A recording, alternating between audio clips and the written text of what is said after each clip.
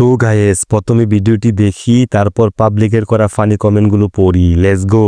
এই সময় কম, শুরু করো। বাইরে ঘুরতে অনেক টাকা লাগে নাকি?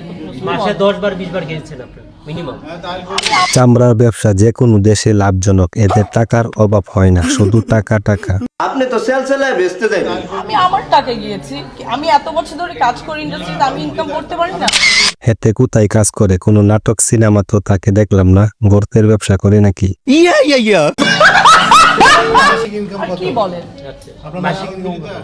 মাসিক ইনকাম হচ্ছে হাঁটি হাঁটি হুন্দে, নয়তো কেমনে সম্ভব?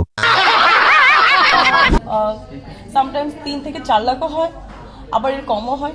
মিডিয়া জগতের সবাই দেখা ব্যবসায়ী, এটা প্রমাণ পাবেন যখন কদিন পর পর বিদেশ ট্যুরে দেয়। কে বলেছে অনেক টাকা লাগে? নিচতলা ভাড়া দিলে দোতলা করা যায়।